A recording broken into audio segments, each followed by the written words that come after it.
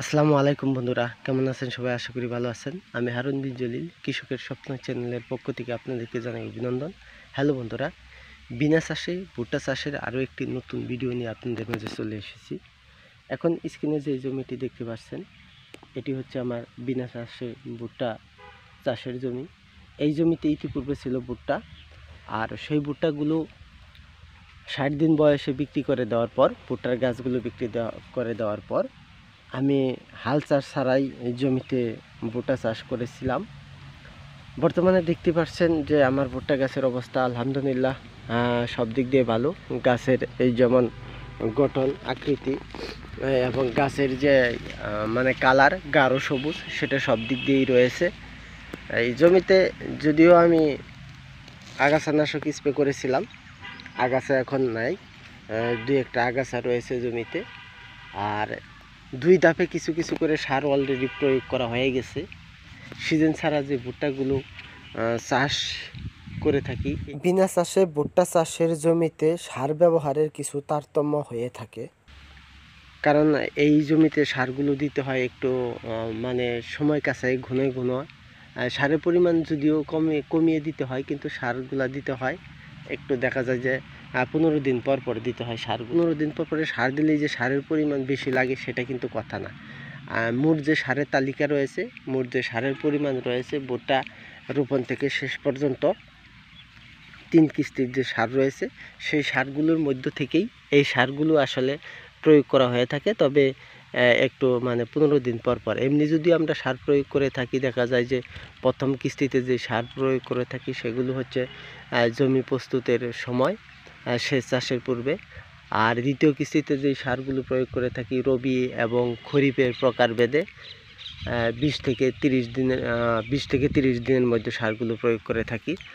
আর তৃতীয় কিস্তিতে যে সারগুলো প্রয়োগ করে থাকি সেগুলো হচ্ছে যে ভুট্টার গাছের বয়স যখন 55 থেকে 60 দিন বয়স হয় এর মধ্যে, অথবা ভুট্টা গাছের যেই কলা বা মোচা বের হওয়া শুরু করে দেয় ঠিক সেই পর্যায়ে সব সারের হচ্ছে আসলে মূল যে সারগুলো রয়েছে সেই সারগুলোর মধ্য থেকে।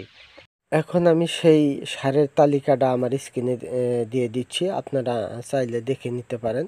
এখানে যে সারের তালিকাটা দিচ্ছি, এটি হচ্ছে মূলত 33% 1 বিঘা জমির জন্য এই সারের তালিকাটি।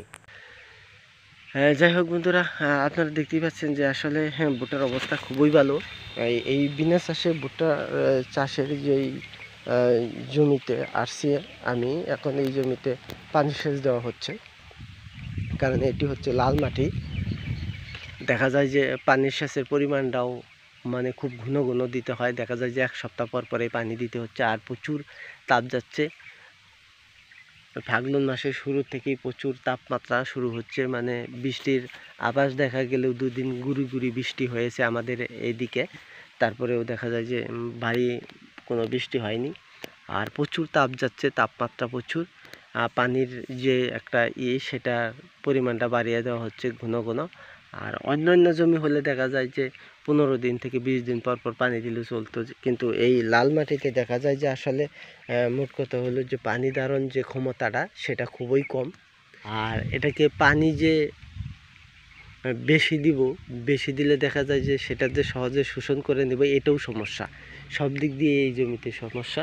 যাই হোক, দেখা যায় যে মাটি একদমই শুকিয়ে গেছে। যদিও এই জমিতে আমি 1 সপ্তাহ পূর্বে পানি সেচ দিয়েছি, এখন দেখে মনে হচ্ছে যে এই জমিতে মনে হয় 1 মাস ধরে পানি সেচ দেওয়া হয় না। যাই হোক বন্ধুরা, আমার আরেকটি জমি আমি এখন আপনাদেরকে দেখাচ্ছি, সেটা হচ্ছে আমার বিনা চাষে ভুট্টা চাষের জমি। এই জমিটা হচ্ছে ওই যে সামনে উপরে দেখা যাচ্ছে ওখানেই। এখন আপনারা স্ক্রিনে যে জমিটি দেখতে পাচ্ছেন, এটি হচ্ছে আমার বিনা চাষের একটি ভুট্টার জমি।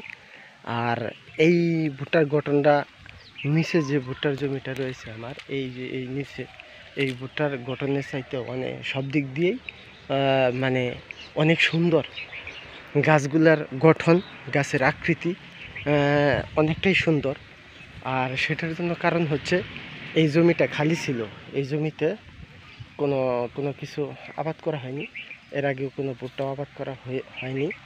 সেই কারণেই প্রথম ধাপে এই জমিতে ভুট্টা চাষ করার কারণেই এই ভুট্টার যে গঠন, ভুট্টার যে গাছের অবস্থা, সেগুলো সব দিক দিয়েই ভালো।